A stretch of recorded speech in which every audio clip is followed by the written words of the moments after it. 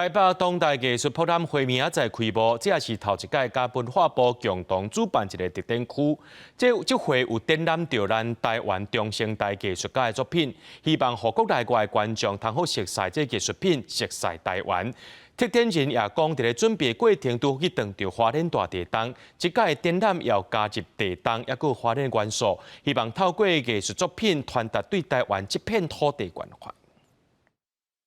那是个背景配上土色的主体，这是花莲出世的艺术家苏武心针对苏花公路开发的历史创作的作品。这是花莲出生的艺术家苏予昕，他在2022年做的一系列关于苏花公路它19世纪以来开发的历史。所以你会看到它里面的一些色粉，一些黄色，它其实是用樟木去调制成的色粉。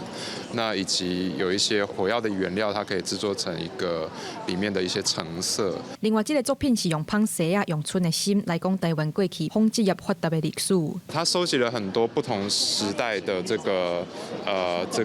就是选，一直到最下面那个是2000年的，是对，所以他是透过这样去讲历史。 这些拢是当咧台北当地艺术博览会中，甲文化部做伙主办的展区展出中的作品。这个展览虽然原底就是以环境为主题，但是因为准备的过程中，台湾发生花莲大地震，4位展览规划人是自安尼个特别加入甲地震花莲有关的作品，透过艺术展出来传达对台湾这块土地的关怀。 正好我们去讨论这个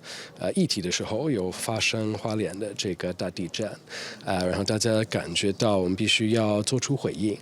所以他们会特意去找一些花莲出生或者在花莲工作的艺术家，不是全部但是有一部分，甚至有一些艺术家的作品